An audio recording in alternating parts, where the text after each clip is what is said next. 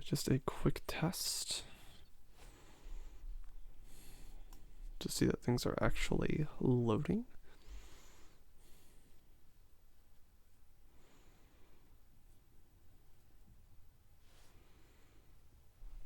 Okay, seems like things are going.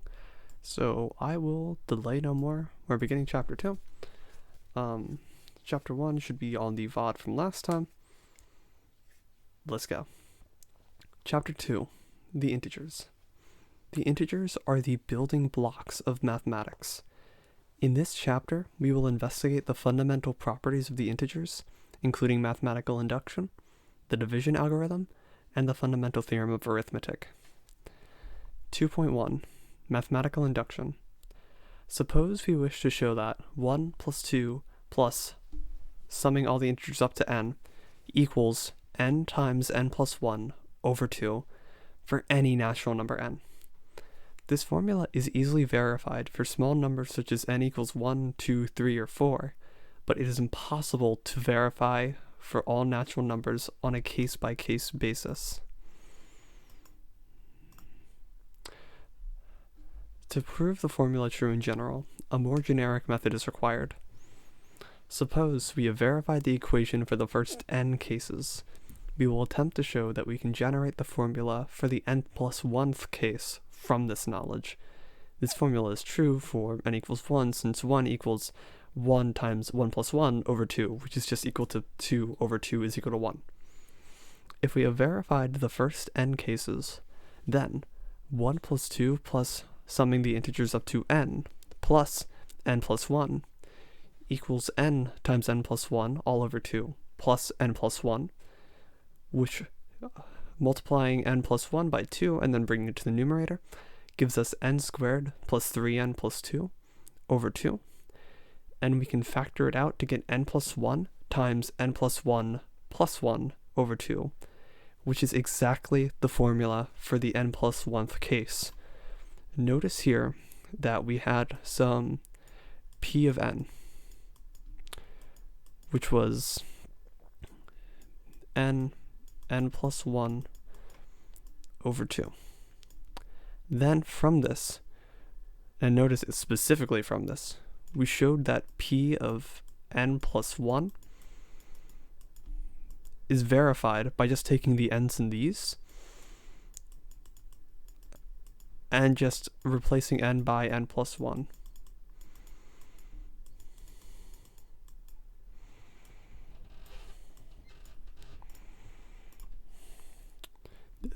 This method of proof is known as mathematical induction. Instead of attempting to verify a statement about some subset S of the positive integers n on a case-by-case basis, an impossible task if S is an infinite set, we give a specific proof for the smallest integer being considered, followed by a generic argument showing that if the statement holds for a given case, then it must also hold for the next case in the sequence. We summarize mathematical induction in the following axiom. Before we state the axiom formally, what this is going to ultimately be equivalent to. I love this analogy. So we have a ladder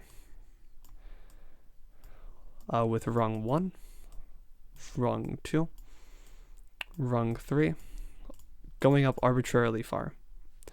And what we want to prove is that we can go all the way up the ladder. Think of every time we climb us up a rung on the ladder as we have proven that case. What we need to first show is that we can get onto the ladder. We can prove this base case. N.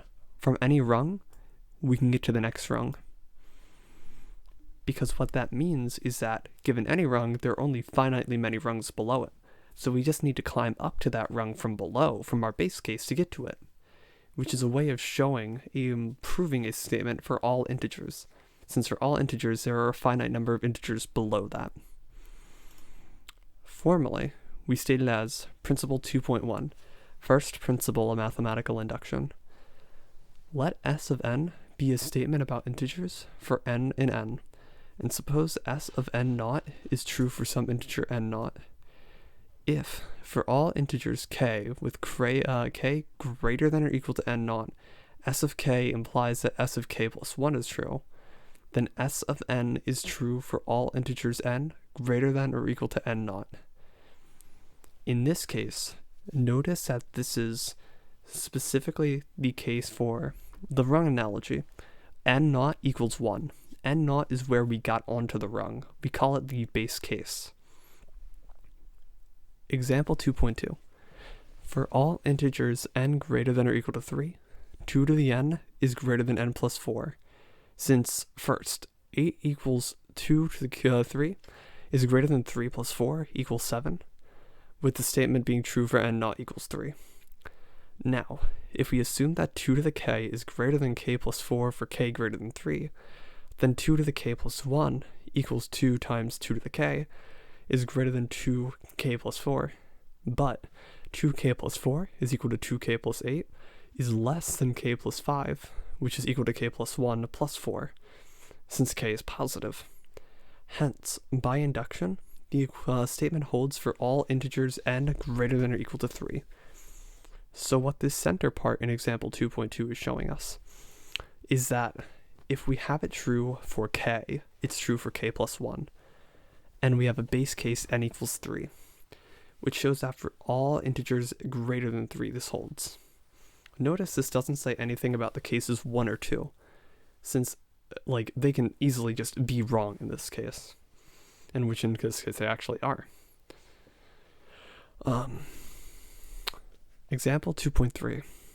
Every integer 10 to the n plus 1 plus 3 times 10 to the n plus 5 is divisible by n for n and n. For n equals 1, we first have that 10 to the 1 plus 1 plus 3 plus 10 plus 5 equals 135, which is equal to 9 times 15, and is divisible by 9. Now, suppose that 10 to the k plus 1 plus 3 times 10 to the k plus 5 is divisible by 9 for k greater than or equal to 1. Then, replacing k's by k plus 1s, we have 10 to the k plus 1 plus 1 plus 3 times 10 to the k plus 1 plus 5 equals 10 to the k plus 2 plus 3 times 10 to the k plus 1 plus 50 minus 45, which is equal to 10 times 10 to the k plus 1 plus 3 times 10 to the k plus 5 minus 45. And this is divisible by 9. Example 2.4. We will prove the binomial theorem using mathematical induction. That is, a plus b all to the n equals the sum from k equals 0 to n of n choose k times a to the k times b to the n minus k, where a and b are real numbers n and n choose k equals n factorial over k factorial n minus k factorial. A quick reminder that the actual intuition for what this formula is counting is if we have k things of n objects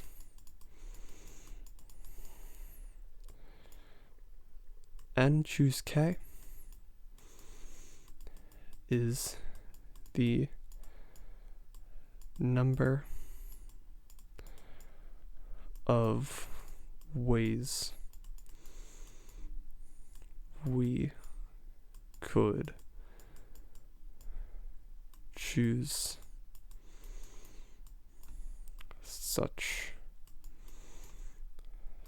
things.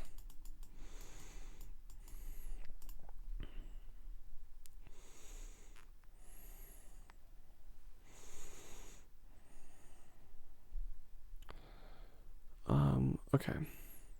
Oh, it appears we are having some technical difficulties. Give me a moment. Remove this to the side. Just right. Technical difficulties.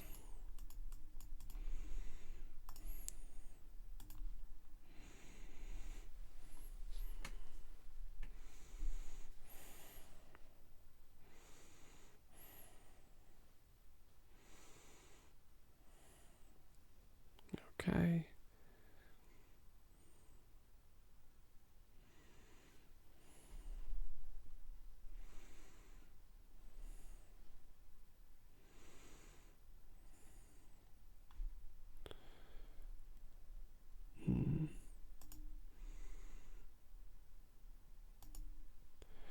I may have to slightly reduce the stream quality.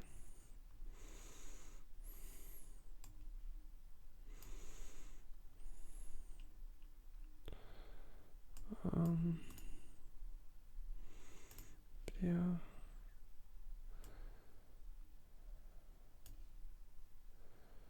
All right.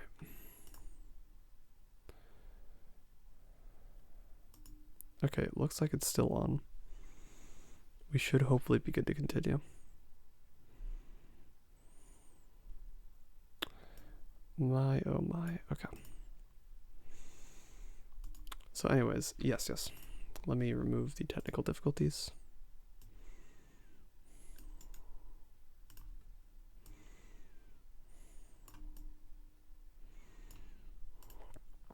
All right. So I will just reread this whole example because of the issues. Example 2.4. We will prove the binomial theorem using mathematical induction. That is, a plus b, all to the n, equals sum from k equals 0 to n of n choose k, a to the k, b times b to the n to the minus k, where a and b are real numbers, n is an integer, and n choose k equals n factorial over k factorial n minus k factorial, where that's the binomial coefficient. We first show that n plus 1 choose k equals n over k plus n over k minus n choose k minus 1. This result follows from the fact that n choose k plus n choose k minus 1 equals n factorial over k factorial n minus k plus n factorial over k minus 1 factorial n minus k plus 1 factorial equals n plus 1 factorial over k factorial n plus 1 minus k factorial equals n plus 1 choose k. If n equals 1, the binomial theorem is easy to verify, because in that case, like, we only have a 1 in each. Because n choose, like, 1 choose 0 is 1, and 1 choose 1 is 1. If n equals 1, the binomial theorem is easy to verify. Now assume that the result is true for n greater than or equal to 1. Then, a plus b to the n plus 1 equals a plus b times a plus b to the n, which by previous result, the inductive hypothesis we call it, equals a plus b times the sum from k equals 0 to n of n choose k, a to the k, b to the n minus k, equals the sum from k equals 0 to n choose k, a to the k plus 1, b to the n minus k, plus the sum from k equals 0 to n of n choose k, a to the k, b to the n plus 1 minus k. Then a to the n, which is equal to, by taking out certain terms, a to the n plus 1 plus the sum from k equals 1 to n of n choose k minus 1, a to the k, b to the n plus 1 minus k, plus the sum from k equals 1 to n of n choose k, a to the k, b to the n plus 1 minus k, plus b to the n plus 1, which is then equal to a to the n plus 1 plus sum from k equals 1 to n of n choose k minus 1 plus n choose k of a to the k, b to the n plus 1 minus k plus b to the n plus 1, which is equal to the sum from k equals 0 to n plus 1 of n plus 1 choose k, all times a to the k, b to the n plus 1 minus k. That was a fair lot. Let me grab a drink of water before I continue.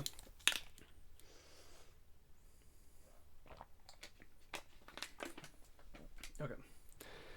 We have an equivalent statement of the principle of mathematical induction that is often very useful. Principle 2.5, the second principle of mathematical induction. Let Sn be a statement about integers for n and n, and suppose that S of n naught is true for some integer n naught. If S of n naught plus 1 all the way to S of k is true, imply that S of k plus 1 is true for k greater than or equal to n naught. Then the statement S of n is true for all integers n greater than or equal to n naught. What this means is that we can, the stronger principle of mathematical induction, this is also called, is that we don't just assume that the previous case is true, we assume that all cases between the previous case and the base case is true. A non-empty subset S of the integers is well ordered if S contains a least element. Notice that the set Z is not well ordered since it does not contain a smallest element. Given any negative number, you can just subtract 1. However, the natural numbers are well ordered. Principle 2.6. The principle of well ordering. Every non-empty subset of the natural numbers is well ordered. We get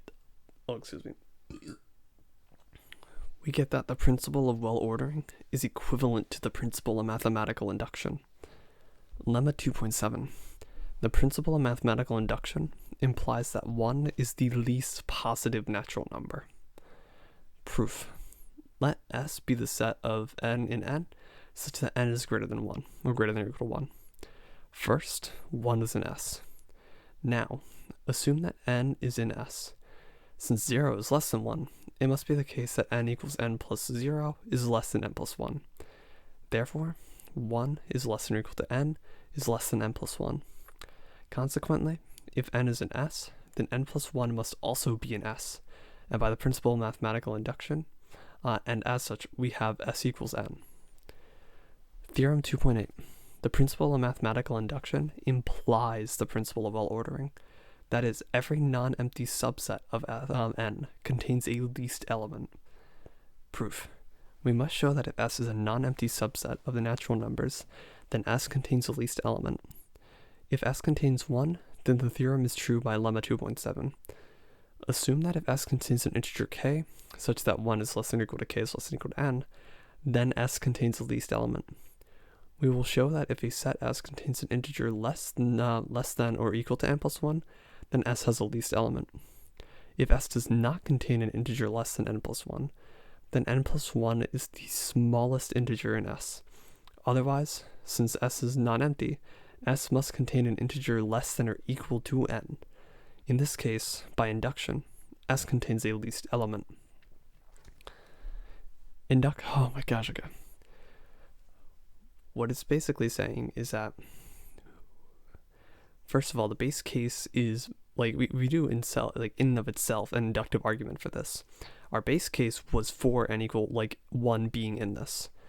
And then from there, if some, subset has a number greater than 1 in it because it's not empty, then we can, basically, go down to the argument of, S equal 1. Okay. Induction can also be very useful in formulating definitions. For instance, there are two ways to devise n factorial, or n exclamation mark, the factorial of a positive integer n. First, we have the explicit definition.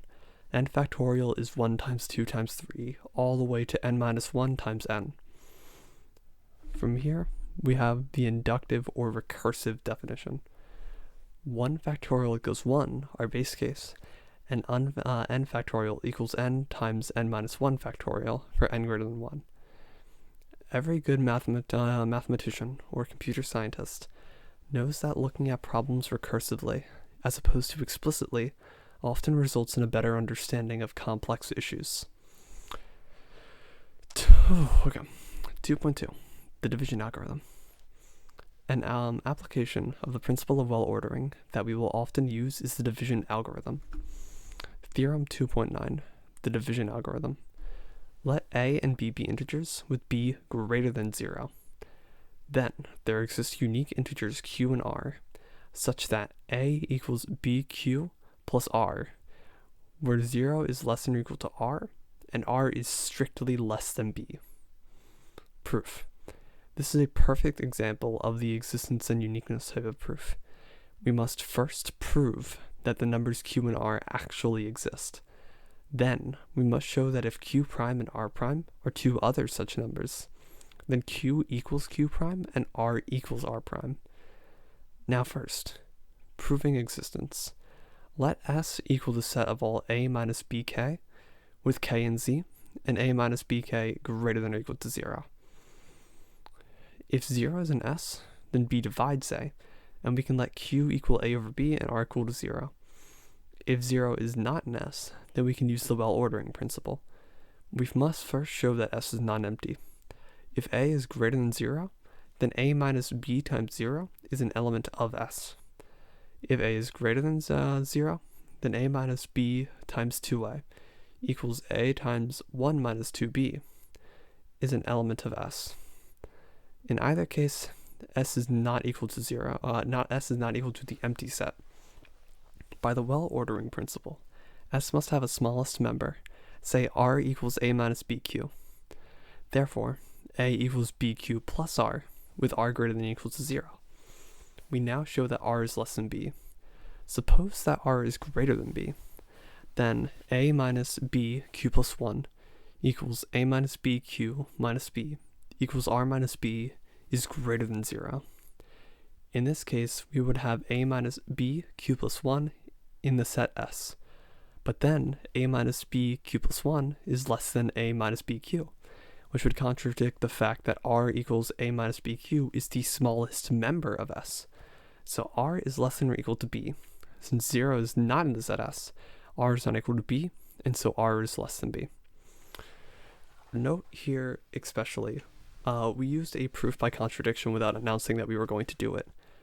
Our hypothesis that we are eventually going to contradict is that R is greater than B, where it says now show that R is less than B, suppose that R is greater than B. This is the hypothesis that we assume for the sake of contradiction. Then from there, we get a line of logic, which means that it implies R minus B is greater than 0. In this case, we would have A minus BQ plus 1 in the set S, and then we show that this is in fact ridiculous. So it would contradict the fact that R equals A minus BQ is the smallest member of S, because we found a new member of S that's smaller. And as such, because that's wrong, we know this must be right. And then since 0 is not in S, we rule out the case that R is not equal to B, and so R is less than B. Or we prove that R is not equal to B, my apologies. Uniqueness of Q and R. Suppose there exist integers R, R prime, and Q, Q prime, such that A equals BQ plus R with 0 less than or equal to R less than B, and A equals BQ prime plus R prime, 0 is less than R equal to R prime is less than B. Then BQ plus R equals BQ prime plus R prime. So, assume that R prime is greater than or equal to R. From the last equation, we have that B of Q minus Q prime equals R prime minus R. Therefore, B must divide R prime minus R, and 0 is less than or equal to R prime minus R is less than or equal to R prime is less than B. This is only possible if R prime minus R equals 0. Hence, R equals R prime, and then from there, extrapolating, we simply must have that Q equals Q prime, which shows the uniqueness. Now, let A and B be integers. If B equals AK for some integer K, we write A line B for A divides B. An integer, actually, we're going to be using this a lot, so I'm going to explicitly write this down. Okay, so delete them. A divides B. A divides B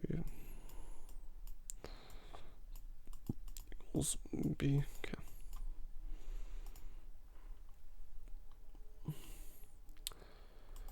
Alright, an integer D is called a common divisor of A and B if D divides both A and B. The greatest common divisor of integers A and B is a positive integer D, such that D is a common divisor of A and B, and if D prime is any other common divisor of A and B, then D prime divides D. We write D equals the GCD of A and B. For example, the GCD of 24 and 36 is 12, and the GCD of 120, 102 is equal to 6. We say that two integers A and B are relatively prime if GCD of A and B is equal to 1. Now, Theorem 2.10. Let A and B be non-zero integers. Then there exist integers R and S such that the greatest common divisor of A and B equals AR plus BS. Furthermore, the greatest common divisor of A and B is unique. Proof. Let S equal the set AM plus BN with M, N, and Z, and AM plus BN greater than 0. Clearly, we have the set S is non-empty. Hence, by the well-ordering principle, S must have a smallest member, say D equals AR plus BS. We claim that D is equal to the greatest common divisor of A and B. Write A equals DQ plus R prime, where 0 is less than or equal to R prime is less than D. If R prime is greater than 0, then R prime equals A minus DQ equals A minus AR plus BS Q equals A minus ARQ minus BSQ equals A 1 minus RQ plus B minus SQ, which is in S. But this would contradict the fact that D is the smallest member of S. Because notice, the result that we got is strictly smaller as a divisor. Hence, R prime equals 0, and D divides A. A similar argument shows that D divides B. This is commonly what I'll say when I say by symmetry, because in the above, we literally just replace A and B for all parts of the derivation, because notice that A and B are treated as equals. Therefore, D is a common divisor of A and B. Suppose that D prime is another common divisor of A and B, and we want to show that D prime divides D. If we let A equals D prime of H, D prime times H, and B equals D prime times K, then D equals AR plus BS equals D prime HR plus D prime KS equals D prime HR plus KS. So D prime must divide D. Hence, D must be the unique common divisor of A and B. And we had uniqueness by the actual, we had uniqueness by choosing a minimum of a well-ordered set.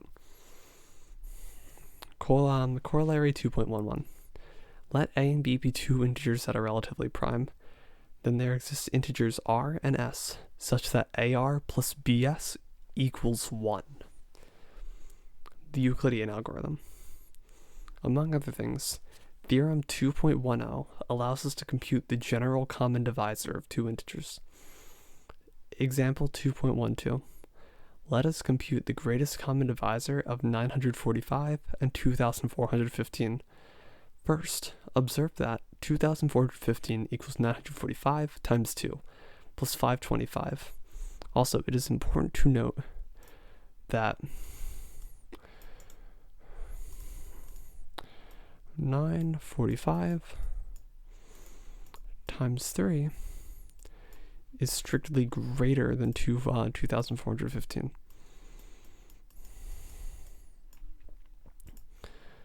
So we simply stop. We choose the number such that this is, this equality goes in the other way. So this is not true, which is why we first choose a 2. So 2415 equals 945 times 2 plus 525. Then 945 equals 525 times 1 plus 420. 525 equals 420 times 1 plus 105. And 420 equals 105 times 4 plus 0. Reversing our steps, 105 divides 420. 105 divides 525. 105 divides 945. And 105 divides 2415. Hence, 105 divides both 945 and 2415. If D were another common divisor of 945 and 2415, then D would also have to divide 105. Therefore, GCD of 945, 2415 equals 105. If we work backwards through the above sequence of equations, we can also obtain numbers R and S such that 945R plus 2415S equals 105. Observe that 105 equals 525 plus negative 1 times 420 equals 525 plus negative 1 times 405 plus negative 1 times 525 equals 2 times 525 plus negative 1 times 945 equals 2 plus 2,415 plus negative 2 times 945, all plus negative 1 times 945 equals 2 times 2,415 plus negative 5 times 945. So r equals negative 5 and s equals 2. Notice that r and s are not unique, since r equals 41 and s equals negative 16 would also work. Now, going to full generality. To compute the greatest common divisor of a and b, which is equal to d, we'll say in this case, we are using repeated divisions to obtain a decreasing sequence of positive integers. R1 is greater than R2 is greater than all the way up to greater than Rn, which is equal to d. That is, b equals a times q1 plus r1. B equals a times q1 plus r1. A equals r1 plus times q2 plus r2. R1 equals r2 times q3 plus r3. And then we get n minus 2 equals rn minus 1 qn plus rn. And then we get rn minus 1 equals rn qn plus 1. To find r and s such that ar plus bs equals d, we begin with this last equation and substitute results obtained from the previous equations. D equals r sub n equals r sub n minus 2 minus r sub n minus 1 times q on the sub n equals r sub n minus 2 minus q sub n times r sub n minus 3 minus q sub n minus 1 times r sub n minus 2 equals negative q sub n r sub n minus 3 plus 1 plus q sub n times q sub n minus 1 all times r sub n minus 2 on and on to ra plus sb. The algorithm that we have just used to find the greatest common divisor d of two integers a and b, and to write d as a linear combination of a and b, is known as the Euclidean algorithm. Prime numbers. Let p be an integer such that p is greater than 1. We say that p is a prime number, or simply prime, if the only positive numbers that divide p are 1 and p itself. An integer n sub n greater than 1 that is not prime is said to be composite.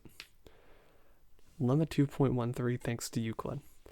Let a and b be integers, and p a prime number. If p divides a times b, then either p divides a, or p divides b. Before I continue with the proof, I'm just going to say, this fact is far more important than initially seems on the surface, and when we eventually investigate other number systems, this may actually fail to hold in certain cases. Proof. Suppose that p does not divide a. We must show that p divides b. Since GCD of a and p equals 1, there exist integers r and s such that ar plus ps equals 1. So, multiplying by b equals b times ar plus ps equals ab times r plus p times b of s. Since p divides both ab and itself, p must divide b equals ab times r plus b times b of s. Now, another thing. Theorem 2.14, Euclid. There exists an infinite number of primes. Proof. We will prove this theorem by contradiction. There are some ways that are more constructive, but most proofs at this level of the infinity of primes comes to the fact that we are going to assume we have all of them and show that we actually in fact do not. Now, the actual proof. We will prove this theorem by contradiction. Suppose that there are only a finite number of primes, say p sub 1, p sub 2, all the way to p sub n. Let p equals p sub 1 times p sub 2 times all the way up to times p sub n, and to that entire product we add 1. Then p must be divisible by some p sub I for 1 less than or equal to I less than or equal to n. In this case, p sub I must divide p minus p sub 1, p sub 2 all the way to p sub n equals 1, which is a contradiction, because p is not going to divide 1, because it's 1. Like, simply put. Hence, either p is prime, or there exists an additional prime number, p is not equal to p sub I, that divides p. Theorem 2.15, the fundamental theorem of arithmetic. Let n be an integer such that n is greater than 1. Then, n equals p sub 1, p sub 2, all the way to p sub k, where p sub 1 and p all the way up to p sub k are primes that are not necessarily distinct. Furthermore, this factorization is unique. That is, if n equals q sub 1 times q sub 2 times all the way to q sub I, then both k is equal to L, or I said I, it should be q sub L. And the qi's are just pi's rearranged.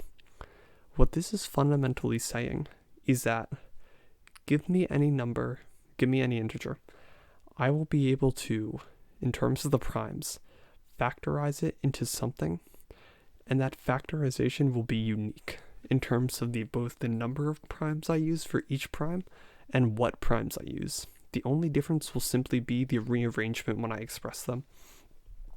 Proof. For uniqueness, to show uniqueness, we will use induction on n. The theorem is certainly true for n equals 2, since in this case n is itself prime. Now, assume that the result holds for all integers m, such that 1 is less than or equal to m is less than n, and n equals p sub 1, p sub 2, all the way to p sub k, is equal to q sub 1, q sub 2, all the way to q sub L, where p sub 1 is less than or equal to p sub 2 is less than or equal to on and on to p sub k, and q sub 1 is less than or equal to q sub 2 is less than or equal to q on and on, less than or equal to q sub L. By theorem 2.13, p sub 1 divides q sub I for some I equals 1 all the way up to L, and q sub 1 divides p sub j for some j equals 1 all the way up to k. Since all of the pi's and qi's are prime, p sub 1 equals q sub I, and q sub 1 equals p sub j. Notice this is very subtle about our definition of primes. And actually, going back to lemma 2.13, having this statement right here is actually fundamentally what is the important part here. Let me go back here. Alright. We just proved that q sub 1 is equal to p sub j. Hence, p sub 1 equals q sub 1. Since p sub 1 is less than or equal to p sub j, is equal to q sub 1 is less than or equal to q sub I, is equal to p1. And because we have this chain of inequalities which end with the same thing being equal to itself, everything in between is equal. By the induction hypothesis, n prime equals p sub 2 all the way up to p sub k equals q sub 2 all the way up to q sub L. Now, notice that we got this by dividing out p sub 1 and q sub 1, because we showed that ultimately with how they were arranged, they were equal. And now, notice that this first prime here, this first factorization has k minus 1 elements, and this factorization has L minus 1 elements in its prime factorizations. And the inductive hypothesis, the hypothesis that assume the result holds for all integers m and m such that 1 is less than or equal to m is less than n, this is satisfied. So we can use that inductive hypothesis to show the unique factorization. Hence, we have that k is equal to L, and q sub I is equal to p sub I, for I equals 1, all the way up to k. Existence. To show existence, suppose that there is some integer that cannot be written as the product of primes. Let S be the set of all such numbers. By the principle of well-ordering, S is a smallest number, say A. If the only positive factors of A are A and 1, then A is prime, which is a contradiction. Hence, A equals A sub 1, A times A sub 2, where 1 is less than or equal to A sub 1, less than or equal to A, or less than A, and 1 is less than A sub 2 is less than A. Neither A sub 1 is an S, nor A sub 2 is an S, since A is the smallest element in S. This is where we come back to that principle about ordering being so fundamental, it allows us to find a smallest element. So, A sub 1 equals P sub 1 times P sub 2 times all the way to P sub R, and A sub 2 equals Q sub 1 times Q sub 2 times all the way to Q sub n. Therefore, A equals A sub 1 times A sub 2 equals P sub 1 times P sub 2 all the way to P times P sub R times q sub 1 times on and on times q sub n. So A is not an S, which is a contradiction, since we have found a prime factorization for something we were not supposed to find a prime factorization for. The historical note. Prime numbers were first studied by the ancient Greeks. Two important results from antiquity are Euclid's proofs that an infinite number of primes exist, and the sieve of Aristophanes, a method of computing all the prime numbers less than a fixed positive integer n. One problem in number theory is to find a function f, such that f of n is prime for each integer n. Pierre Fermat, born in possibly 1601 to 1665, conjectured that 2 to the n plus 1 was prime for all n, but later it was shown by Leonhard Euler from 1707 to 1783 that 2 to the 5 plus 1 equals 4,294,967,297 is a composite number. One of the many unproven conjectures about prime numbers is Goldbach's conjecture. In a letter to Euler in 1742, Christian Goldbach stated the conjecture that every even integer, with the exception of 2, seemed to be the sum of two primes. 4 equals 2 plus 2, 6 equals 3 plus 3, 8 equals 3 plus 5. Although the conjecture has been verified for the numbers up through 4 times 10 to the 18, it is yet to be proven in general. Since prime numbers play an important role in public key cryptography, there is currently a great deal of interest in determining whether or not a large number is prime. Sage, we're not worrying about that. My computer's a toaster. Reading question. First question is, of course, another Sage question. 2. Find the greatest common divisor of 84 and 52. So,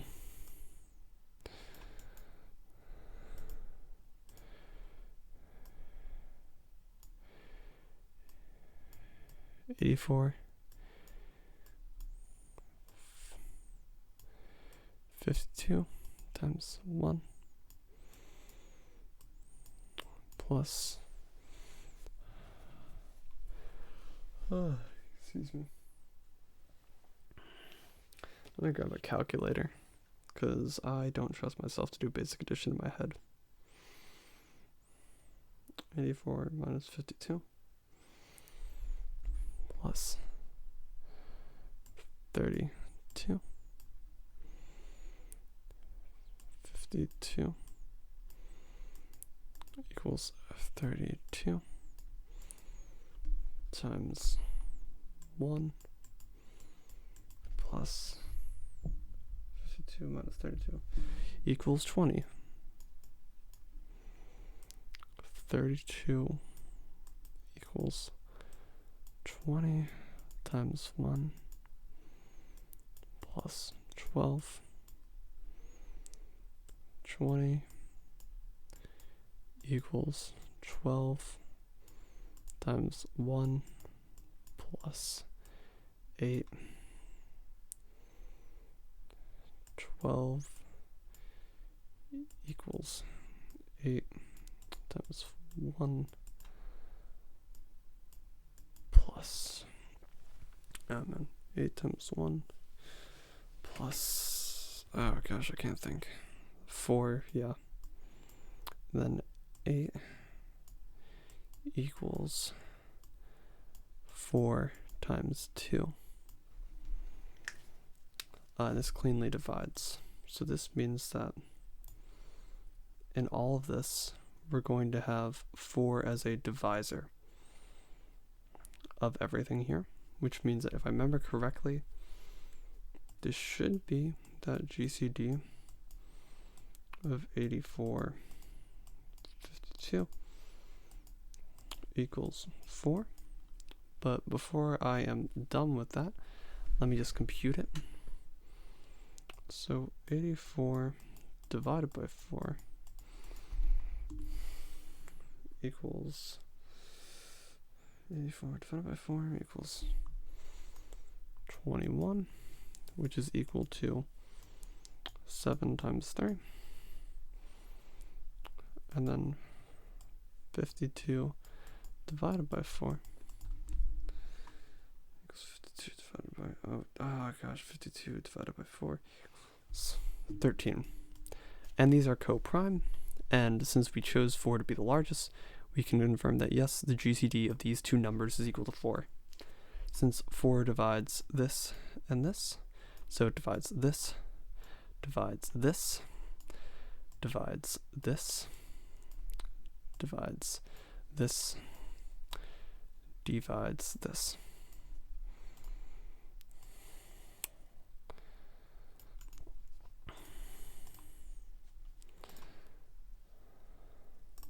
Okay. Find integers r and s, so that r times 84 plus s times 52 equals the greatest common divisor of 84 and 52.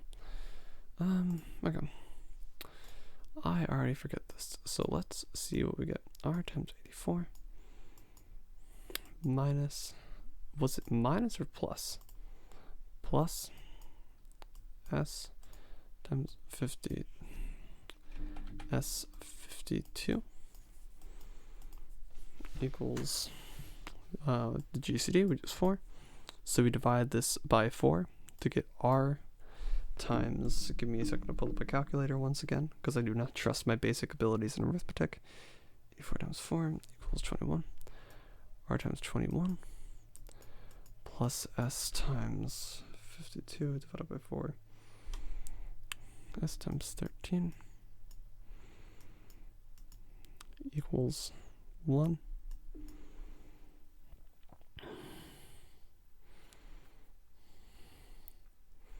So let's think about it. There's a way I should be able to do this because these are co-prime.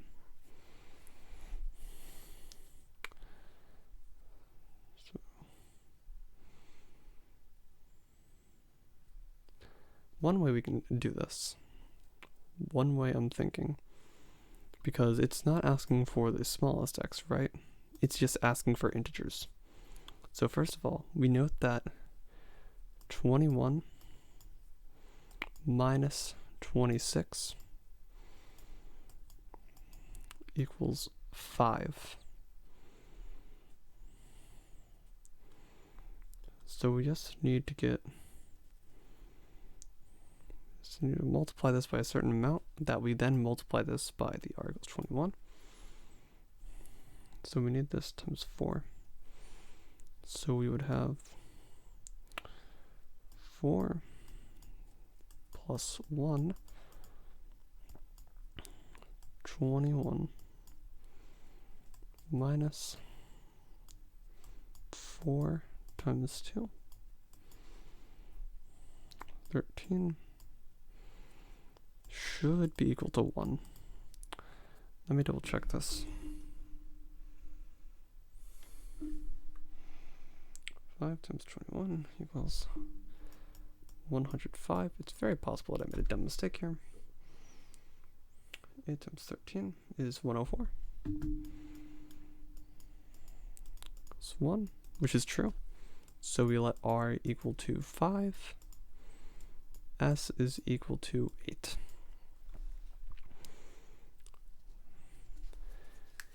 Which there is a more general method of doing this, but in this case, because we had small enough numbers to work with, what we did is we first saw that we had, if we inputted 1 here and negative 2 here, we got this, a nice result in a prime form. And so since we know that the GCD of this is 1, we can just multiply the 5 enough times. We kind of just like move the problem down to dealing with the 5 instead, to have it be 21 minus 5 times 4 minus 20, which would equal to 1, and then all this math would check out.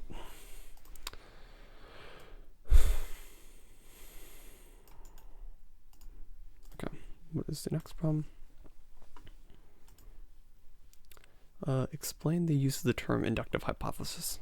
So what an inductive hypothesis is whenever we have a proof by induction, after we get to the base case, when we are trying to prove step n plus 1, our inductive hypothesis is to let us suppose that n is true. And then commonly, we can reduce n plus 1 to being some like p of n plus 1 to be some manipulation on p of n. And then we already know enough about p of n to determine whether or not it's true. What is Goldbach's conjecture? And why is it called a conjecture? Goldbach's conjecture is that every integer greater than 2, any even integer greater than 2 can be expressed as the sum of two primes. And it's a conjecture because it's still unproven. It is currently in the state that Fermat's last theorem was in, as in very simply stated, very painful to actually prove, number theoretically. Alright. Got a whole lot of exercises, so I'm gonna take a second to grab a drink.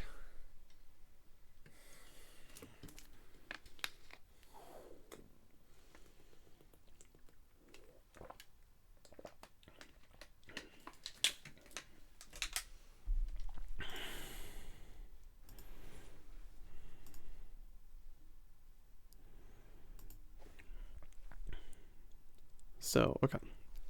Proof. Exercise 1. Prove that 1 squared plus 2 squared all the way up to plus n squared equals n times n plus 1 times n to n to 2n plus 1 all over 6. So for this, first, we just check the case for 1. So 1 squared equals 1 equals, how do they express this? Yeah. 1 times 2 times 3 all over 6, which is, if you check it, it will be the form. So we have base case is proven. Now, let's suppose this is true. So suppose that 1 squared plus 2 squared plus on and on plus n squared equals, oh gosh, what was the formula again? It's like n plus 1, 2n plus 1 over 6. 1 over 6. So suppose this is true. Now 1 squared plus blah blah blah plus n squared plus n plus 1 squared is equal to n plus 1 2n plus 1 over 6 plus n plus 1 squared. I'm going to need plenty of space, so let me move. I'm going to just, actually, yeah, I have more of the board I can use. It's just like slightly off camera from what you guys can see. So I'm just going to move that over there. That's fine, we'll deal with that later. Which is equal to, let's factor this out. So we have n squared plus n times 2n plus 1 over 6 plus n squared is 2n plus 1, which equals 2n squared plus 2n squared. Oh gosh, that's tripping. Plus n squared plus n plus 6n squared. It's 2 plus 12n, because we're multiplying by 6, plus 6, all divided by 6. Oh gosh, I'm not going to be able to draw a straight line by the internet. Which, as you can check, I'm just not going to do the manipulations here because they are painful, is equal to n plus 1, n plus 1 plus 1, 2n plus 1 plus 1 over 6, which is actually the original statement we wanted to prove, because now we've shown that if we're given n, we can simply replace the n by n plus 1, and using the principle of mathematical induction, that gives us our desired result.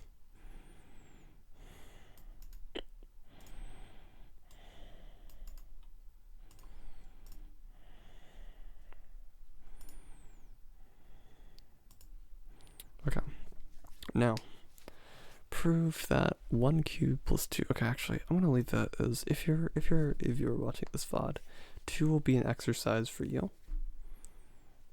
It's not as painful, but it's still pretty bad. So this is on you guys. All right, prove that n factorial.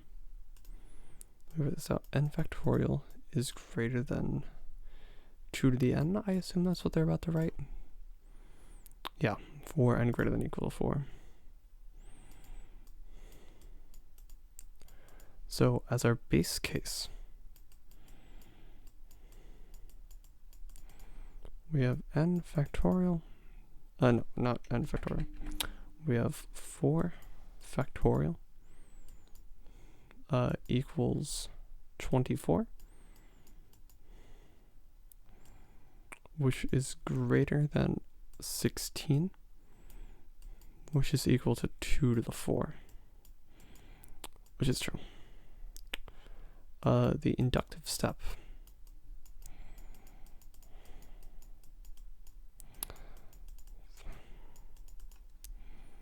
So we have that. Suppose n factorial is greater than 2 to the n. Then we get n plus 1 factorial equals n factorial n plus 1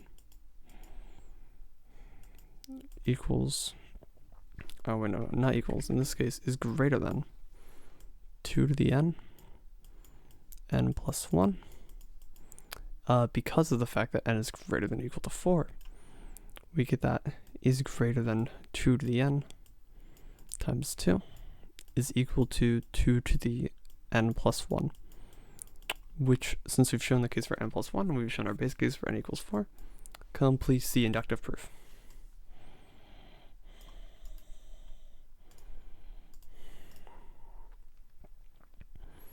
Alright, prove that x plus 4x plus 7x plus all the way up to plus 3n minus 2x equals n 3n minus 1x over 2 for n and n. Oh gosh, okay. First of all, this statement is actually incredibly cursed. So x plus 7x plus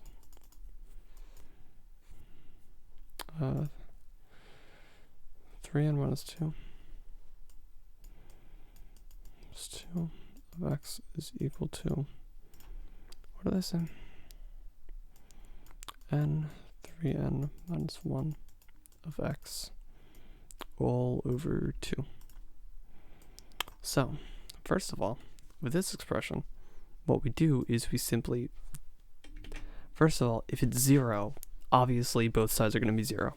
So we can assume without loss of generality that x is not equal to 0, which means that we can divide and simply reduce this down to proving that 1 plus 4 plus 7 plus blah blah blah plus 3n minus 2 equals n 3n minus 1 over 2, which we prove this first. In the case that n is equal to 1, then we have 1 is equal to 2 over 2 equals 1, 3 minus 1 over 2.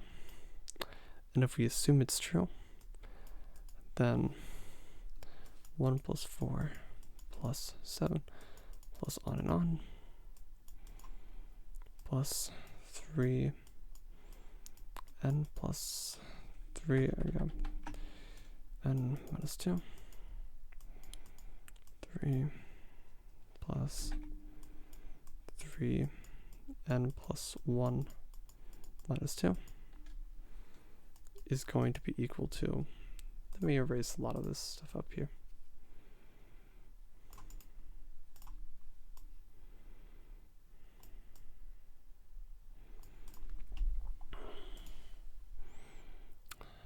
N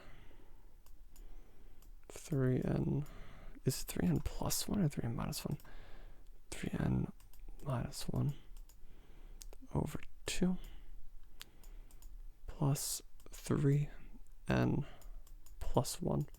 Since right here it would be 3 minus 2, which would just be plus 1. So then distributing, we get 3n squared minus n plus 6n plus 2 over 2. We can factorize this quadratic up here by first noting that we have, this is particularly a mess. I particularly dislike this. First of all, let's just try expanding out this.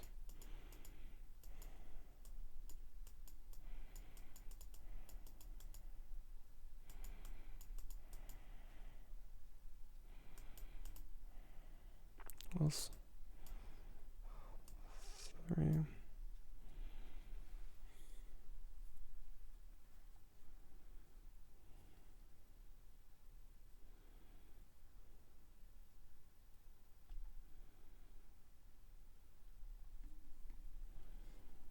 equals 1.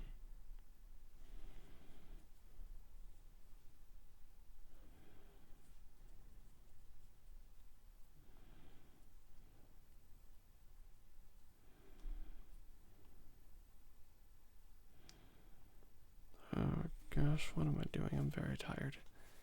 Oh, I'm dumb. Excuse me. Yeah. Yeah, it doesn't really matter that we have that, because note that this expression here simplifies to 3n squared plus 5n plus 2. And if we can show we just factorize in a nice way, then we're golden. So screw this down here. So we have 3n squared plus 5n plus, it's 2, okay. 2, which is equal to, we can multiply it if we have 1, let's say we have n plus 1. Then we have 3 plus 2. 3n plus 2. And does that check out? 3n goes there, 2 goes there. We have 3n squared. Yeah, that actually does work out.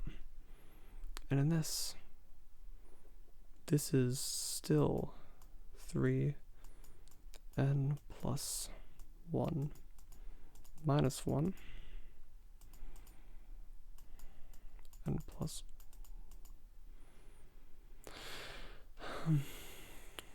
over 2, which, yeah, this factorization just completes the inductive proof, the inductive step.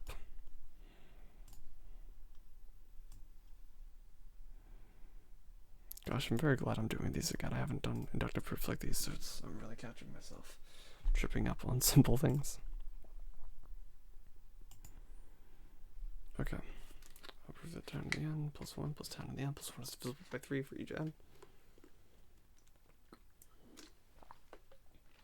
We basically already showed that, and I'm going to skip that because there are way more interesting problems. So, show that the nth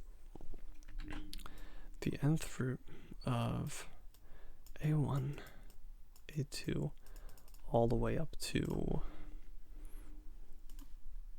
a sub n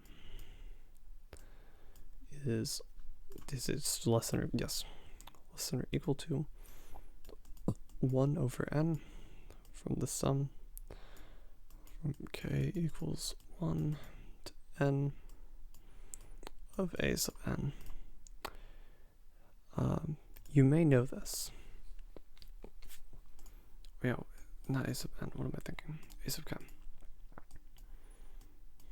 You may notice that this is what is commonly referred to as a geometric mean, or a multiplicative mean, something of that nature, while this is just considered our normal mean. So this is a way of showing comparisons between means of sets of data.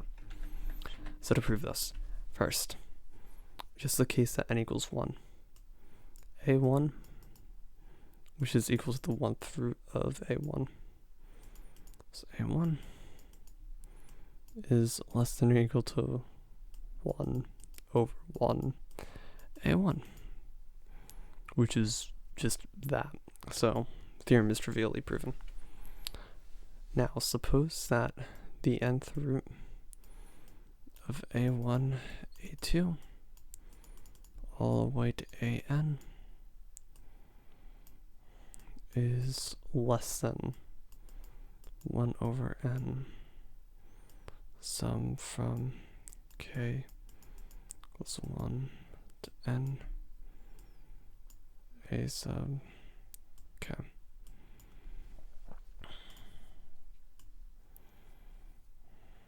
So we'll take this and we'll move this up. Then the n plus 1th root. We're going to do a very sneaky trick here.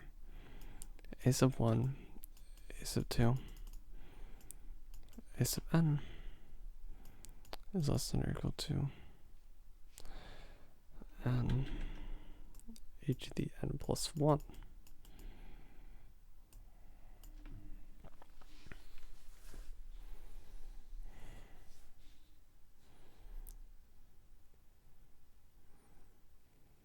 We take that and we create a list b1, b2, all the way to b to the n.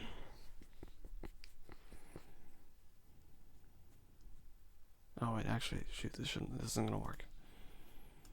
Okay, let me think here. I have not prepared these problems beforehand. I'm reading a lot of these problems for the first time.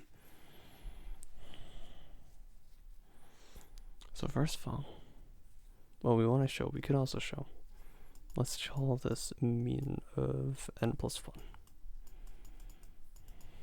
We want to show that n plus 1, mean of n plus 1, is less than or equal to the sum from k equals 1 to n plus 1 of a sub k.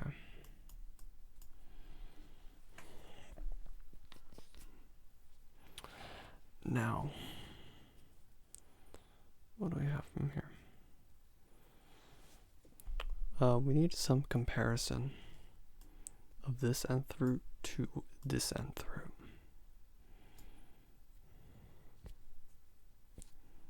And now what I'm wondering is, it depends very much on the input. This is in full generality.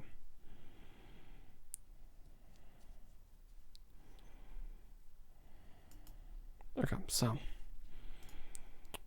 first,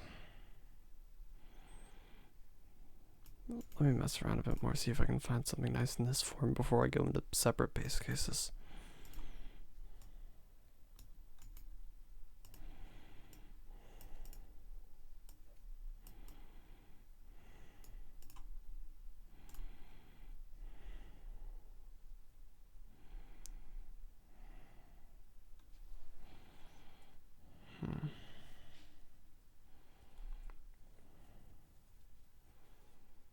Could do is we could relabel the data as b1 equals a1,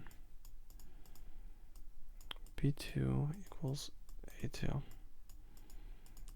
all the way to bn equals an plus 1, which will give us the n plus 1th root of b1, b2, b to the n. Now, let's quick investigate. When does the n plus 1th root of x be less than the nth root of x? Well, in this case, we're going to assume they're positive, just for niceness. So we can multiply each of these to the n. First of all, we'll write this as x to the 1 over n plus 1. It's less than... Yeah, okay. So, b is that we multiply this. N plus 1 times, and we get x is less than x squared. I'll put this up.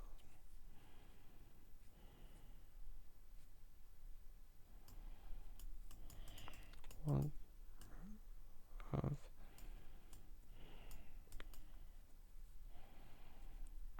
implies that 1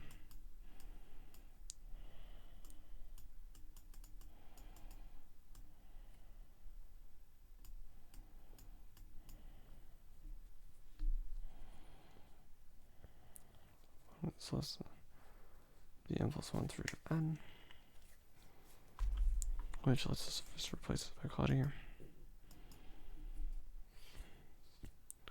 So first of all, let's split this into cases. So case 1. Let's suppose that b1, b2, all the way to b to the n is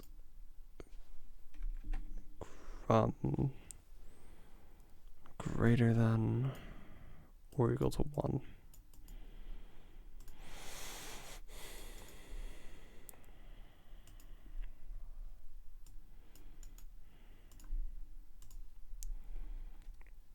Then we have that the n plus 1th root of b1, b2, all the way to b to the n is less than or equal to the nth root b1, b2. Oh wait, nah. It doesn't prove anything actually, because the final step of the implication is not proven. I'm gonna probably just spend a while doing this one problem. Oh no, okay.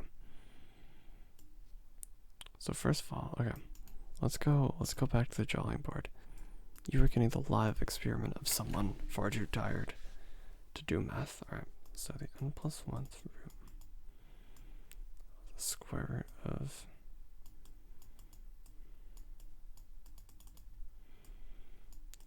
the n plus 1.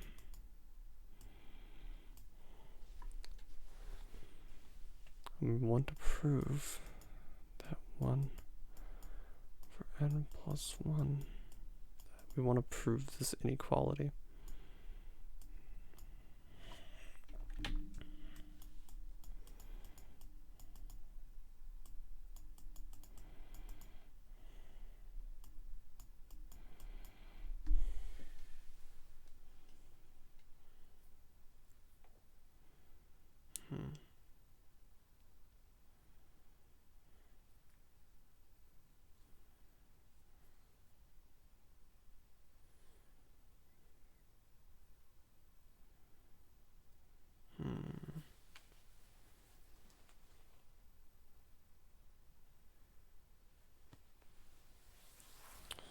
Shoot, I'm kind of stumped.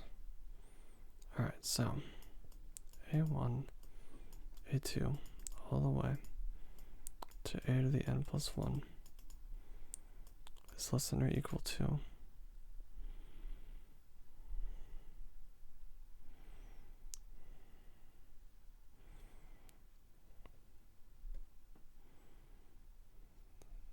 Okay, let's see if we can get anything out of this.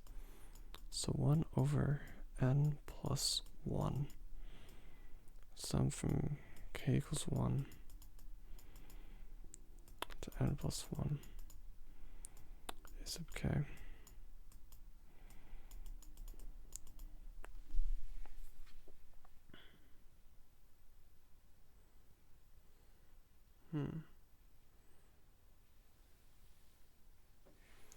Ah, gosh, the ideas are nearly turning. Alright, I might come back to this one in a bit just to save time because I've been working on this one problem for way too long.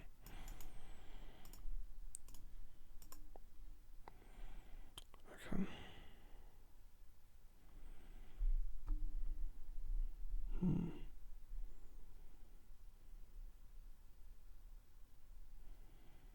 Wait, I'm thinking. Okay, let's think. No, I'm not gonna give up. Okay, so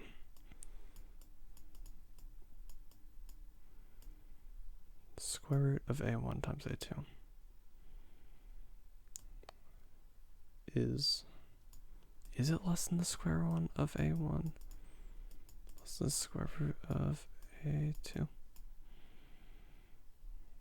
The square function is strictly decreasing, so a1, a2.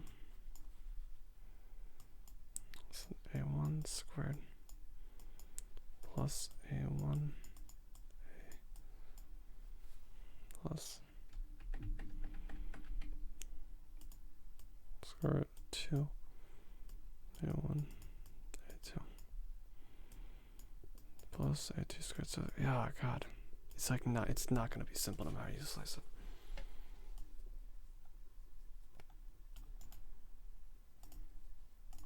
Okay. So let me try to see if I can synthetically prove this, or if I have to use some type of inductive hypothesis for the n equals 2 case. Equals a1. And then we have that, and we have some expression. I'll put it as a question mark for now. a1 plus a2 over 2. So we multiply both sides by 2.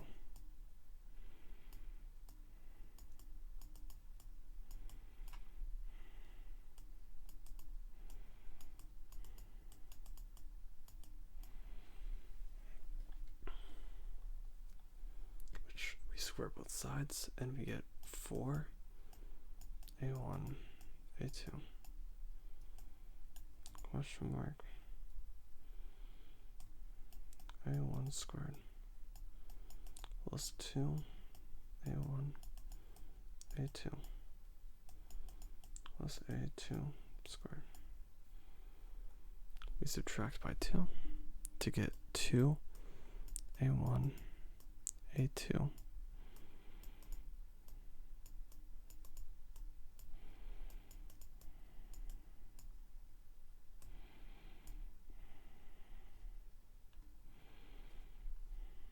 so we have 0 a1 squared minus 2 a1 a2 plus a2 squared, which this would be equal to a1. Is this equal to a1 minus a2 squared? 0.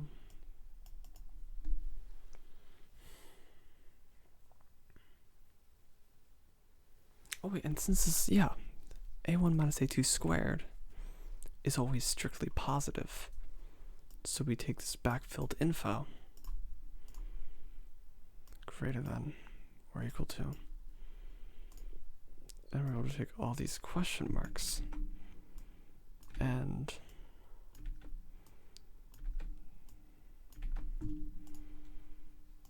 greater than or equal to. Yeah, and then we know this implication is true because we start off with this ending implication. Now this is a particularly nice case. Let's do one more case to get some more data about how to actually prove this. Let's do the cube root case. 1, A2, A3. And we don't know whether it's A1 plus A2 plus A3 over 3. We cube it to get A1, 2, A3.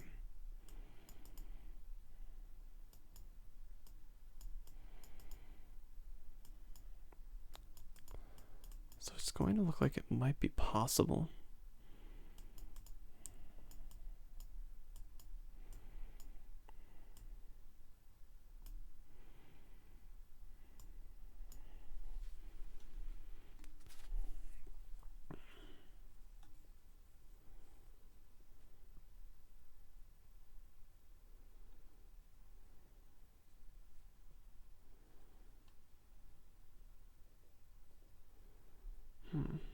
So okay, I'm starting to see how it's going to roll down. It's just that it's the main issue of the binomial theorem in the room. That is going to be kind of the mess.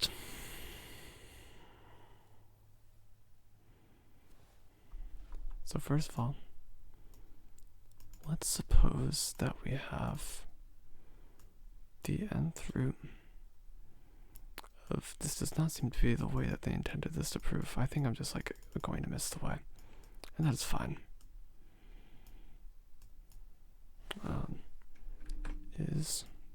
It has some relation, but we don't know whether it's larger or smaller than 1 over n plus 1 sum from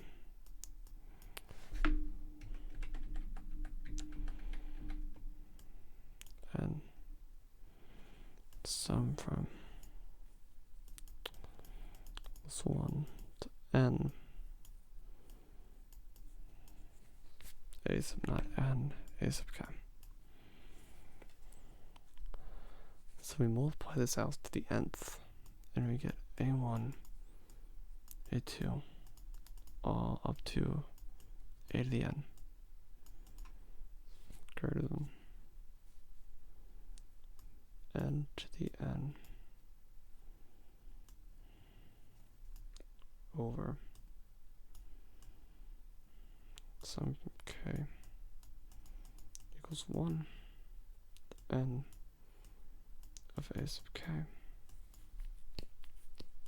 all to the n.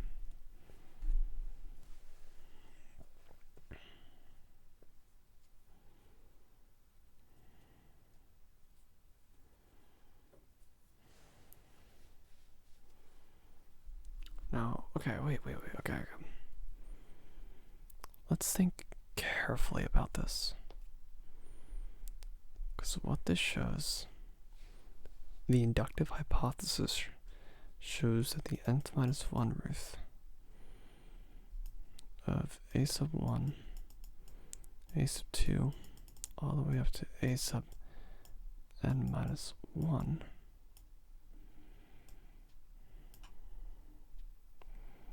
is less than or equal to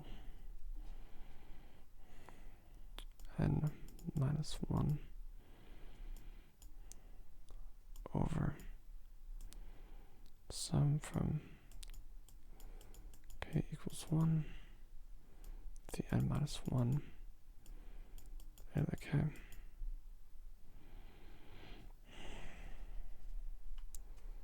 Which implies that a1, a2, all the way to the h to the n minus 1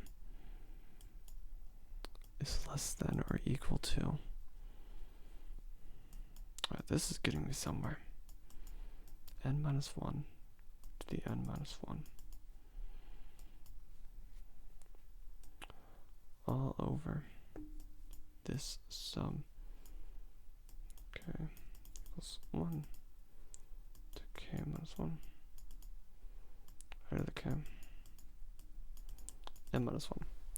So we already know that this is able to be assumed. So right?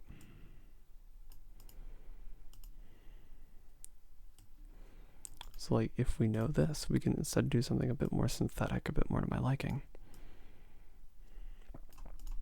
By then saying that the nth root of the square root of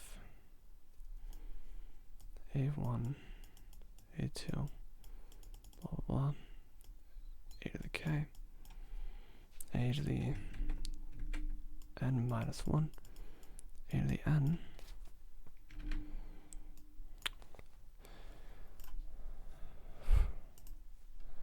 this method is potentially terrifying, is less than or equal to the nth root of the sum of n minus 1 to the n minus 1 all over. Okay, wait. First of all, let's write it like this. 1 over n minus 1 to the n minus 1 times the sum from k minus 1,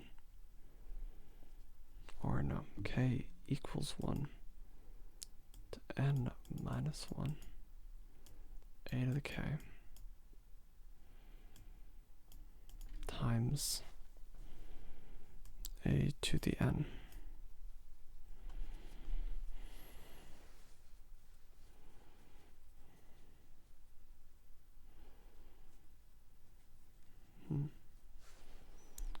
For now, let's just rewrite. Let's just take stock. The nth root of the square root of 1 over n minus 1 to the n minus 1. The nth root of the sum of k equals 1 to n minus 1 of a sub n, or a k times a sub n. Now it would be nice to have a bound on this.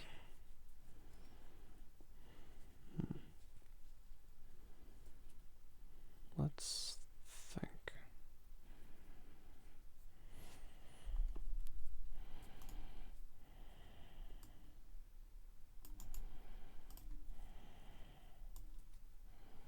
Oh god, I feel like Phoenix Wright trying to justify an argument in a court of law that really shouldn't be there.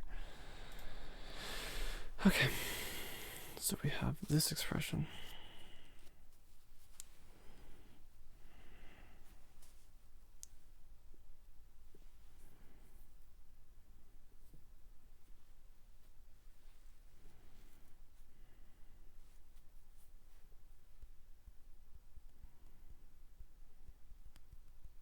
Now, we could show possibly, is the nth root of 1 over n minus 1 to the n minus 1 less than or equal to 1 over n? Let's multiply this. Then it's 1 over n minus 1 to n minus 1 is less than or equal to 1 over n to the n. This just checks out because n to the n will be larger than n minus 1 to the n minus 1. Just by the fact that, first of all, n minus 1 is less than n. And then there are less those being multiplied in the product. So we know that this is going to be less than or equal to 1 over n times this mess.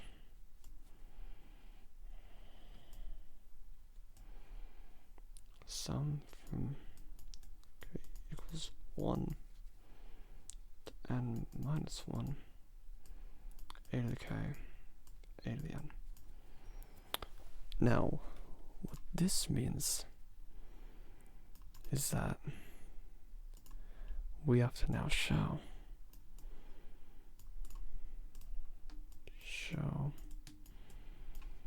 the nth root of the square root of the sum from k equals 1 to n minus 1, a to the k, a to the n, is less than or equal to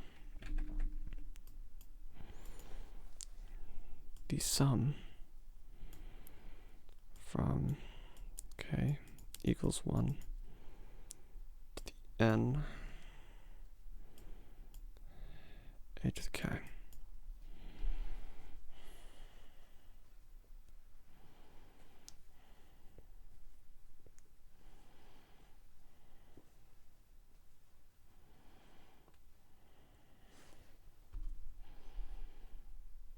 Now,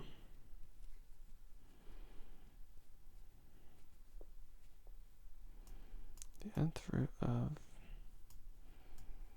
sum from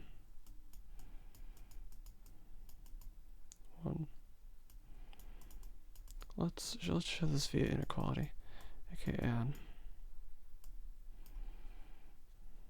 minus the sum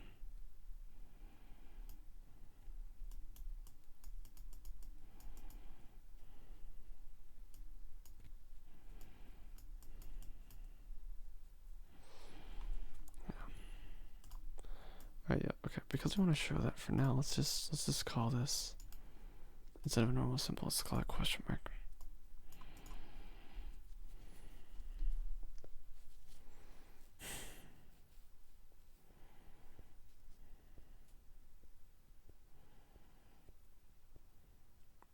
Okay. Let's think about this. This function is like strictly increasing. So this function is at most, we can factor out the whole thing as nth root of a to the n sum k equals 1, 1, a to the k equals the nth root of a to the n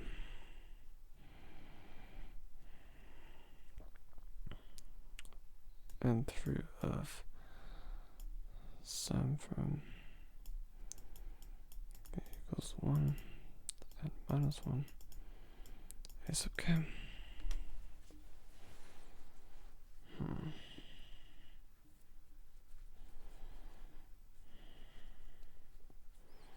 God, this is destroying my brain.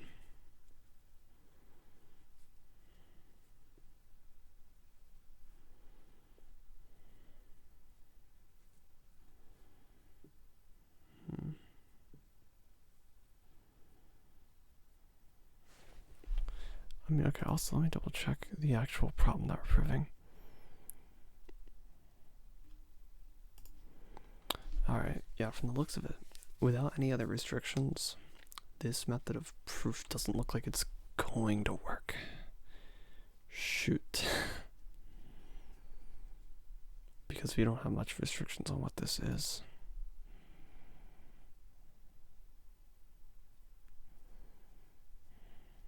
Alright. I mean,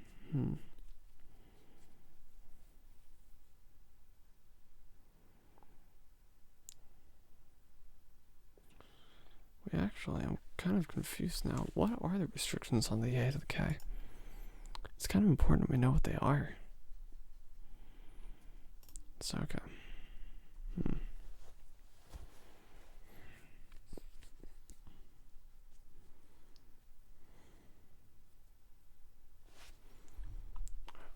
No, this method, no matter what I do think about it, it seems like it's gonna hit a dead end.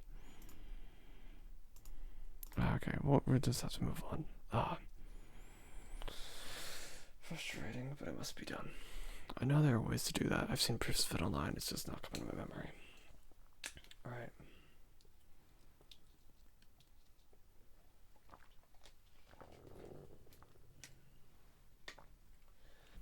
Prove the Leibniz rule for fn of x, where Fn is the nth derivative of f. Actually, okay.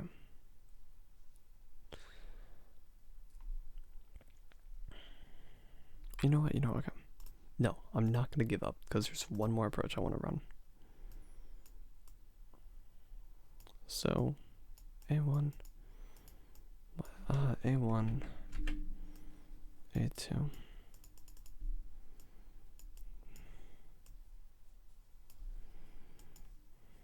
Minus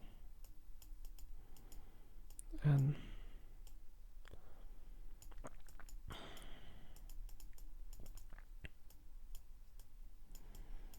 A sub N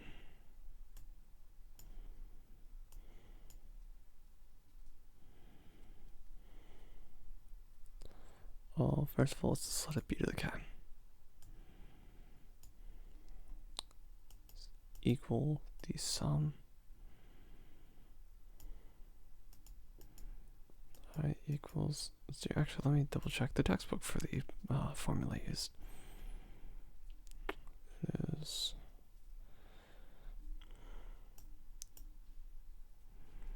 I equals 0.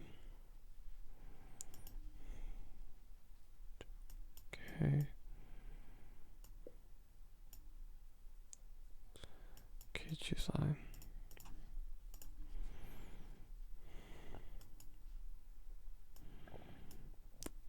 A to the I.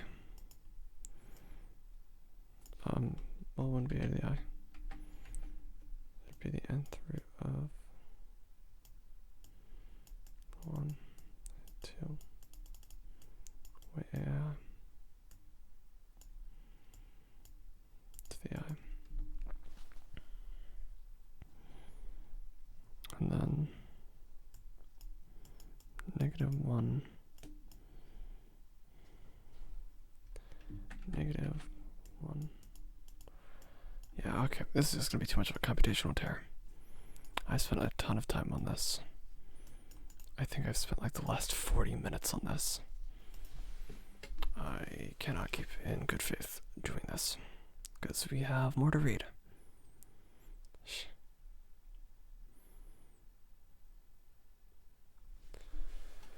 But yeah, the Leibniz rule is going to be another computational terror. Use induction to prove that. Okay, we're going to skip a lot of the computational stuff. Alright,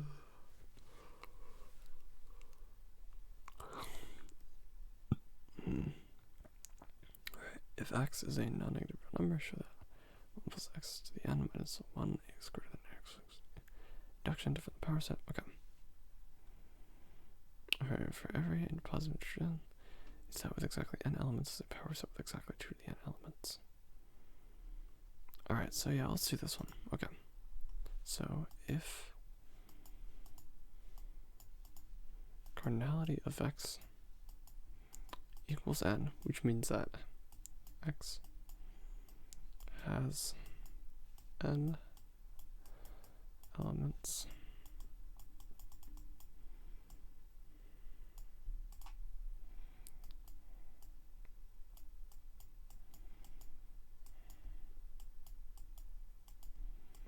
to the n.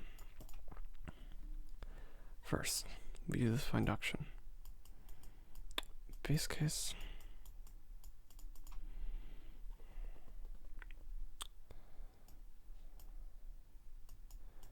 The 1 point set, the base case for, well, we can also say the power set of the empty set, but we're going to ignore that. That's actually the true base case, but oh well.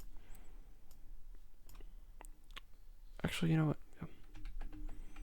We're going to do the power set of the empty set is the set of all sets, the set of all subsets of the empty set, which is itself just the empty set.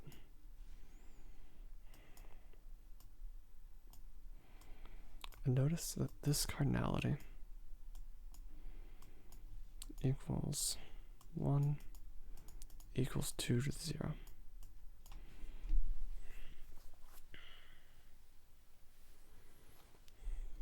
Now, suppose that x, let's say that if x has n elements, then we can simply, in good faith, relabel those elements 1, 2, blah, blah, blah.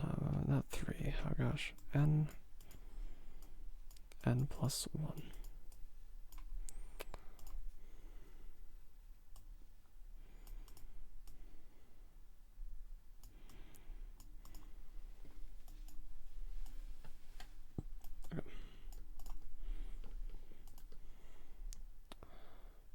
We have the cardinality of the power set of x equals the cardinality of the power set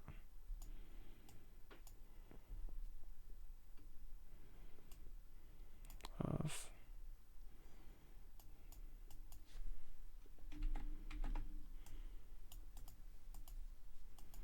2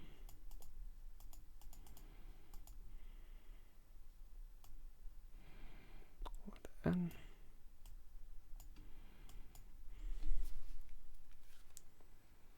Yeah, okay, actually, okay. Here's something. Basically, the power set of x, first of all, it will be the power set of n minus 1 along with the cardinality, like the same power set of n minus 1, except that it also includes n plus 1. So you could say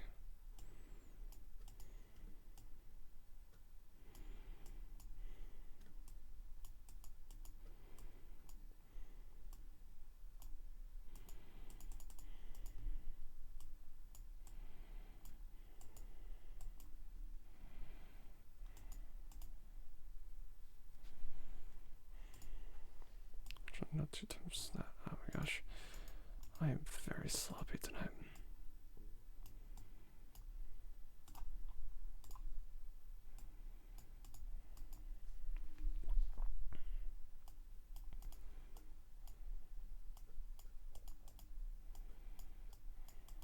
Yeah.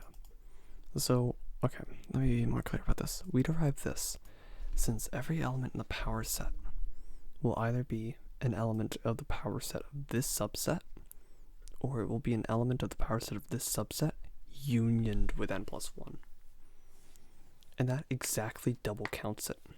So that's why we're able to multiply this by 2. Then it's 2 times 2 to the n with the inductive hypothesis equals 2 to the n plus 1.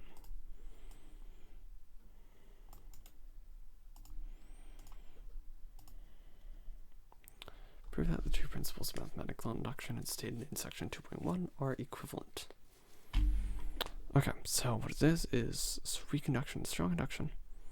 So weak induction is p of 1 and p of n implies p of n plus 1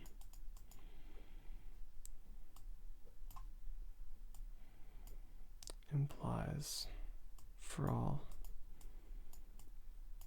p of n. This is what it's saying, is that if our proposition is true for 1, and if the proposition is true is for n, it's true for n plus 1. What this means is that for any integer n, the proposition is true for n. The principle of weak induction is that the proposition of k, the proposition of 1, along with the proposition for all k less than n, proposition of k implies proposition of n plus 1. What is that for all n p of n? Ignore the fact that you can't read that. So first of all, it's easy to see that this is like, if this is true, then this is true. Right, because we have the case n as a base case. However, to see the implication in the other direction, this will be an informal, not like logic theoretic proof. But if it's true, we can basically show using this principle of induction that it's true for all k less than or equal to n, because we start at 1 and then we just do it for all k up to n using this principle. So this is already like vacuously satisfied. And then since that's true, and then it's true for each of those, true for n, p of n implies p of n plus 1, and then they both imply the same conclusion. Roughly that is why they're equivalent.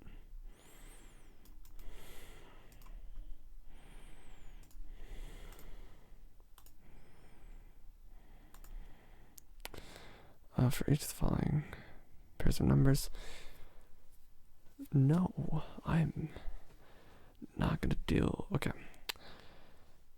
Yeah, I already did some calculations GCD earlier. It is literally just playing that same algorithm over and over again. 16. Let a and b be non-zero integers. If their existing integers are in S such that AR plus BS equals 1, show that a and b are relatively prime. So,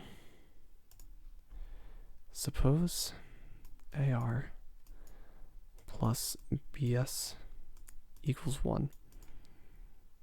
Now suppose this will be like this will be a proof by contradiction. Suppose that the GCD of A, B is greater than 1. Let's call this something pretentious like lambda. And this means that lambda equals, this means that lambda, since it's GCD, divides A, and lambda divides B, which means that lambda equals, oh no, that A equals A prime lambda, B equals B prime lambda. So then we just substitute these values that must now exist by what it means for lambda to divide A and B to get that A prime lambda R plus B prime lambda S equals 1. We can factor out the lambda to get lambda of A prime R plus B prime S equals 1. Now notice if this is true, both A prime R and B prime S have to be 1, and lambda has to be 1. Because otherwise, if either of them are, like, these are all integers, and if any of the integers are greater than 1, and if lambda is greater than 1, then this cannot be 1. Because if it's negative 1, this is going to be a negative number. If this is 1, this is going to be greater than 1. If it's 0, it's going to be 0. No matter what, lambda must be 1.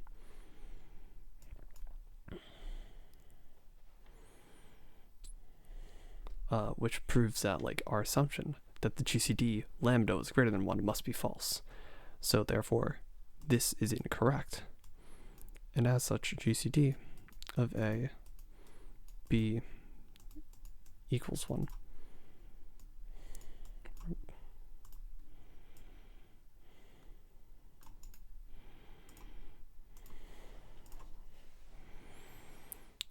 Fibonacci numbers. Oh, okay, the Fibonacci numbers are cool, but not right now. We'll worry about them later, because they will come back later. Roughly, we define them by f1 equals 1, f2 equals 1, and fn plus 2 equals fn plus 1 plus fn. We can get certain upper and lower bound information. We prove that the golden ratio, the limit of what this approaches, and we also have a distinct expression for the Fibonacci numbers, an actual computational expression. And we can just do stuff with that. But for now, I'm not going to worry about that. let A and B be integers, GCD of A, B equals 1, let R and S be integers such that AR plus B is 1, prove that GCD of AS equals GCD of R, GCD of RS equals 1. This will ultimately be that since these are relatively prime, AR plus BS equals 1, well, we can just apply the same logic to R and S, except with A and B, to get that R and S have a GCD of 1, and doing some simple computations that if these things divided anything, then AR, if any of these were greater than 1, then we'd be able to make a factorization in this proof, which would show that it's not equal to 1.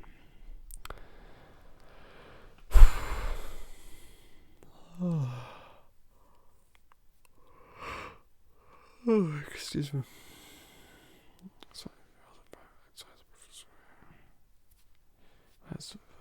Both be perfect squares. This one is cool. I like this. What? X and Y in N with GCD X, Y equal to 1. Suppose. Oh gosh, okay.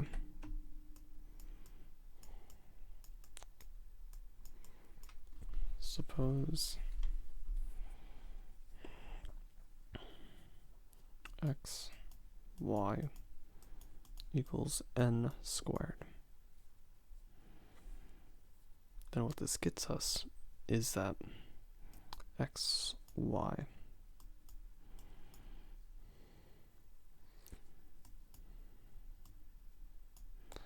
we actually can't make factorization here, so we have to be a bit more subtle with how we work with this.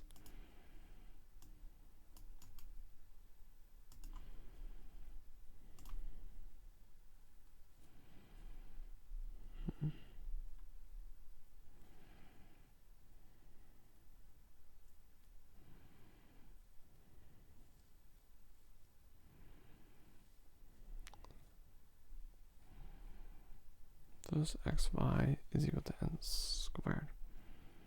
So, okay, let's think. GCD of xy is equal to 1. If GCD of x and y is equal to 1, then there are integers r and s with x r minus y s equal to 1, or xr plus ys is equal to 1.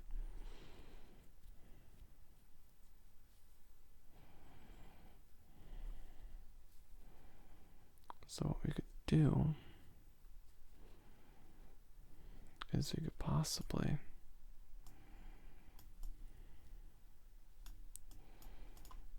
have that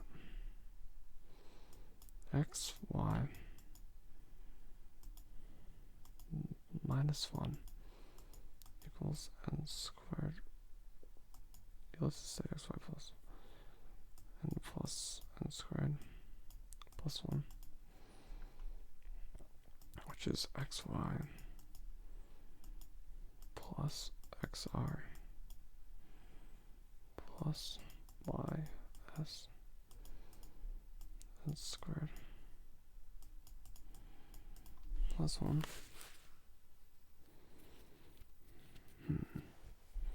Now there needs to be more specific information.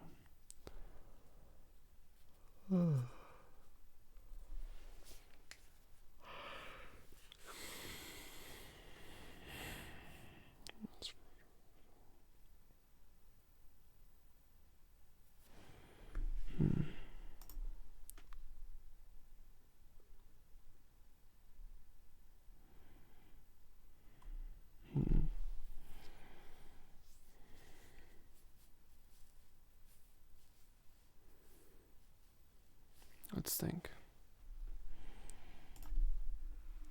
So, I'm wondering, there'll be plenty of RS that actually satisfy this equation. That's the main thing. Actually, will the R set satisfy this be unique? I'm going to assume they are. Now, from having this,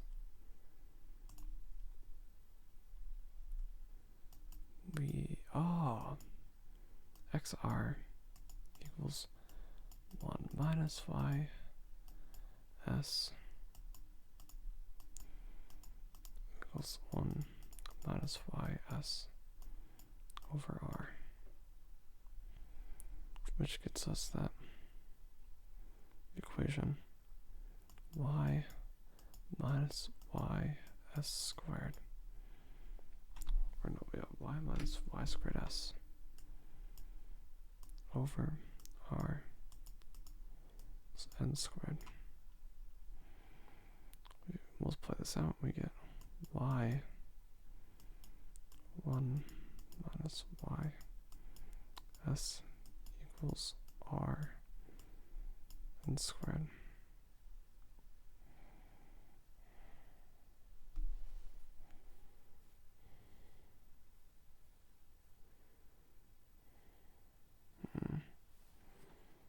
I'm wondering.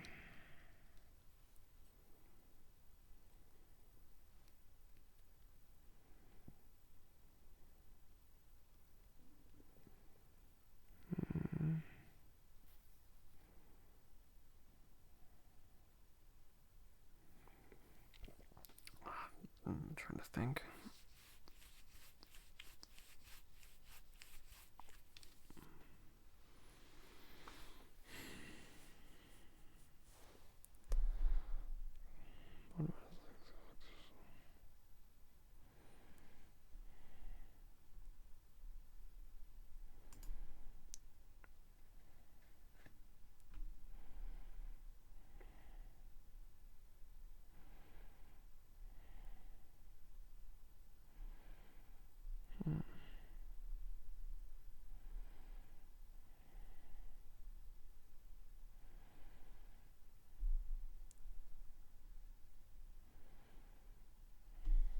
I could try something. Oh my gosh, I'm getting far too tired at this point. Let me save this for tomorrow because I'm not getting anywhere.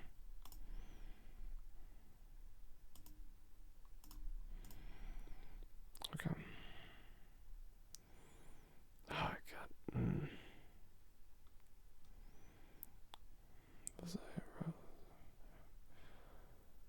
At least got multiple. Okay. The rest of these are just like pure GCD exercises.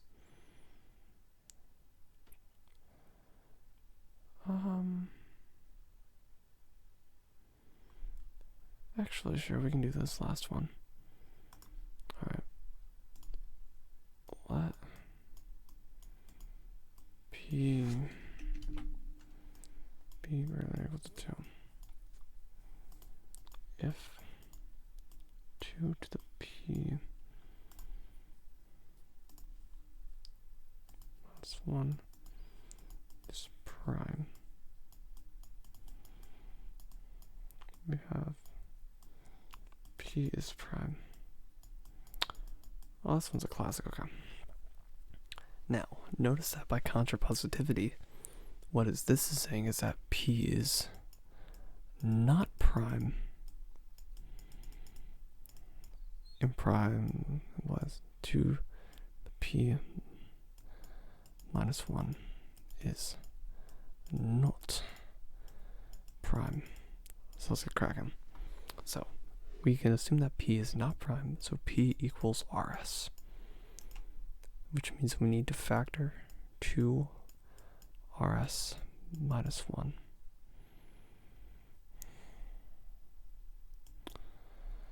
Now let's think about how this would work. So 2 R plus 1 2 to the S minus 1.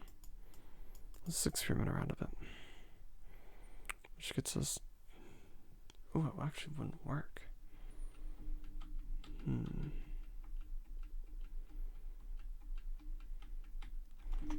So if it equals PQ, not PQ, RS, actually no, not RS, Z lambda. Let's suppose it's like factorized like this. Then we have 2 to the RS equals Z lambda plus 1.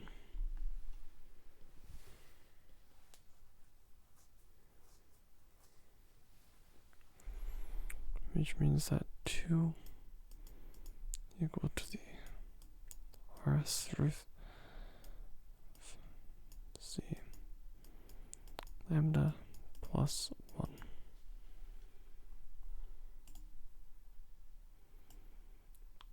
So let's start thinking about how we can construct such a root that satisfies this condition.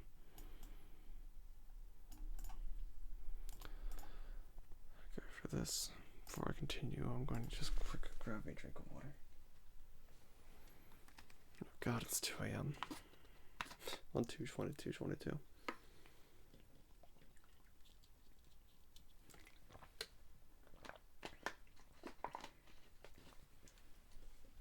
Let's see. First of all, if I have 2 to the A minus 1, 2 to the B plus 1, we have 2 to the A plus B minus 2 to the B plus 2 to the A minus 1. This right here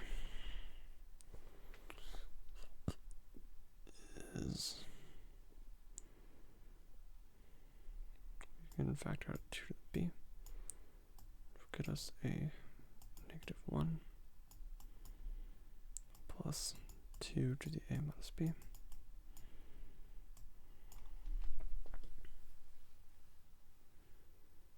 which only equals 0 if A equals B.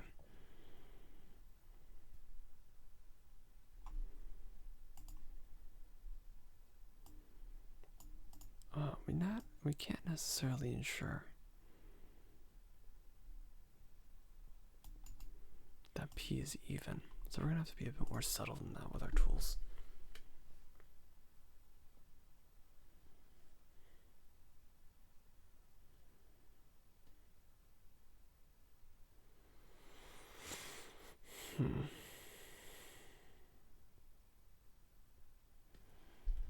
Oh, what factorizes like this? I should be able to find a factorization. I'm just like not thinking straight right now.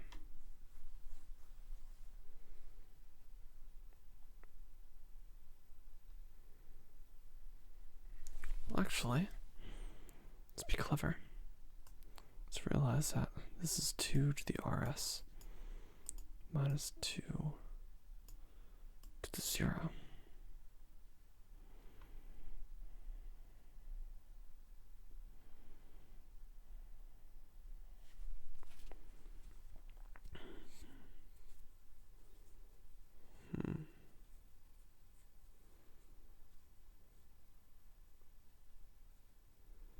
So let's think about this.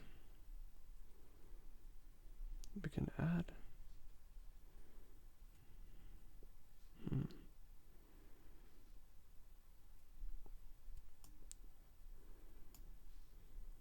2 to the R times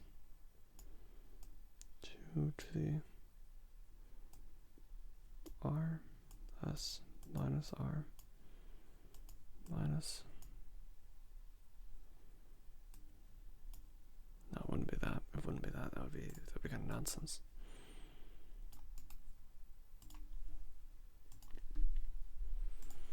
Ultimately,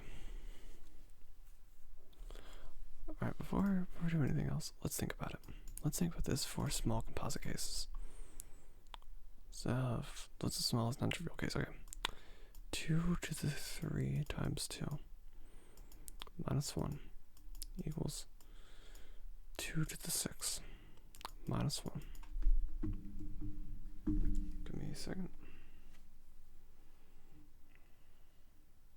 1, 2, 3, 4, 64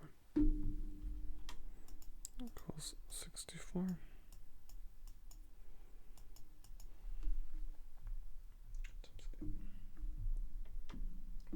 Yeah, equals 8 squared. Which, if we notice, is 2 to the 3 squared.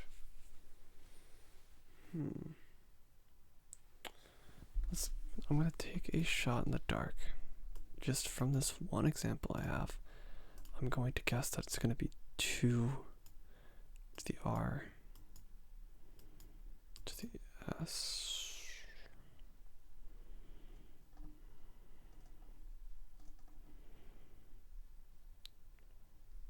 Oh wait, no.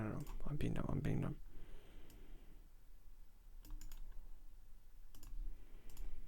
It's 63, not 64. 63.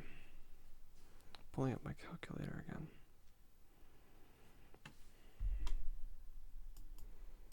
Equals 21.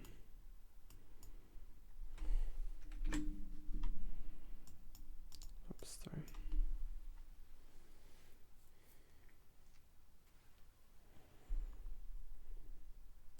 7 times 3 squared.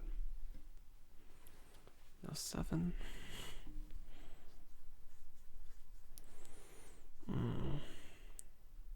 Yeah, gosh, okay.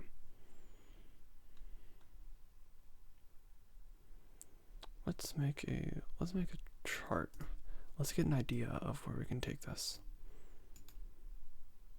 So, for example, first, we have 2 times 2 corresponds to 2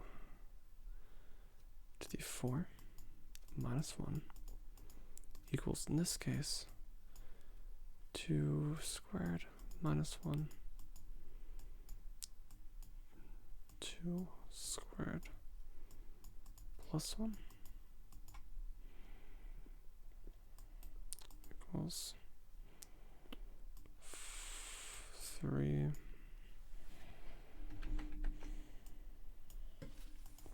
times 5.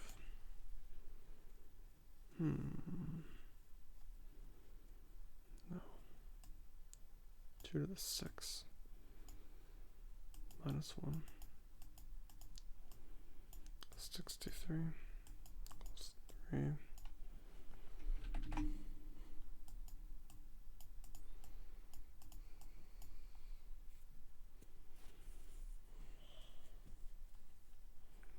3 times 3 times 7. 3 squared times 7. 2 to the 8 minus 1 equals 2 to the 4th minus 1, 2 to the 4th plus 1.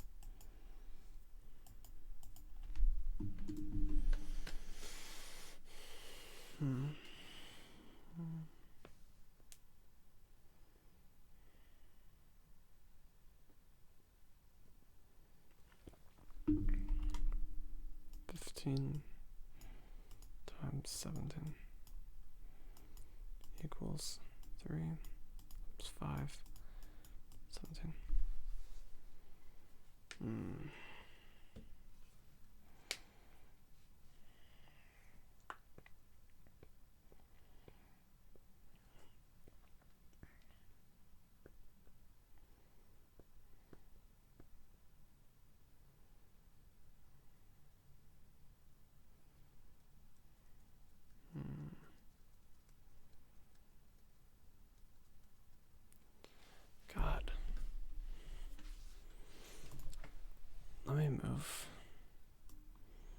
this all up a little bit.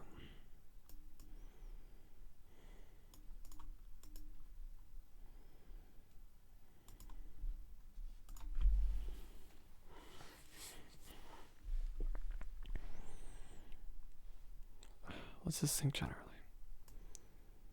2 to the RS minus 1. Let's think just generally 2 to the RS.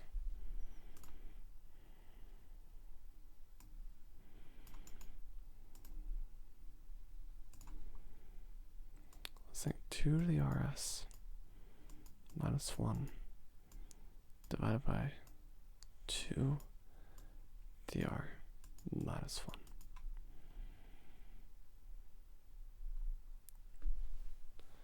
So go.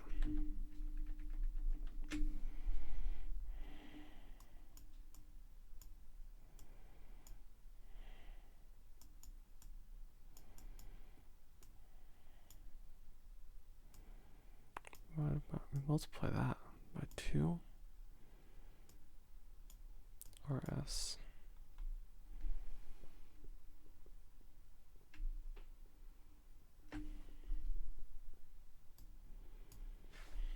RS minus R, which just expands out 2 to the R, 2 to the RS minus R.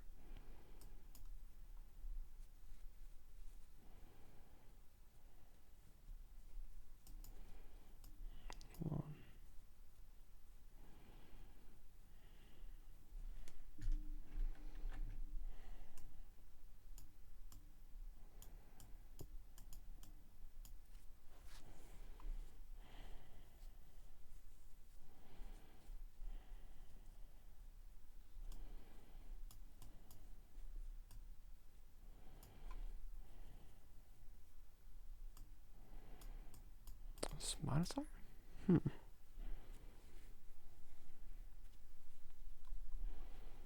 That's minus R, which is just equal to RS.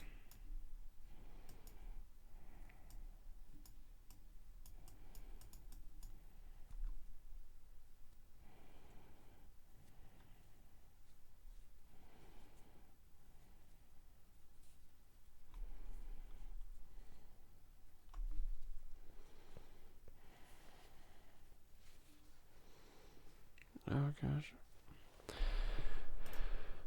Okay, I think I'm way too tired to be doing problems at this late.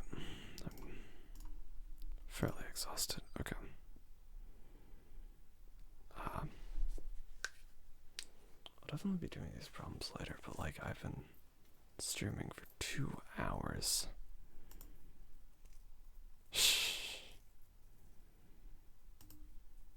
Okay.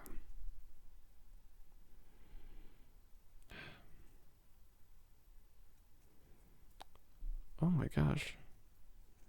Yeah, I didn't expect there to be a theory of computation suggested reading. Okay. Anyways, yeah, there are so many there's so much good stuff here. And a lot of it is just like, I might come on and start a next stream, do a bunch of stuff I can't do at this point, because I'm too tired to do it at this point. But I guess, oh yeah, the start of groups, I'll probably want that to be its own stream. Because like, these first 2 chapters have been a general introduction to like the number theory we're going to need, and a lot of the set and function theory that we're going to need.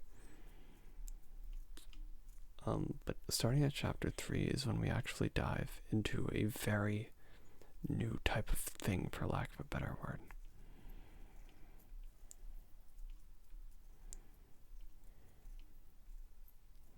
So I'll leave it at this.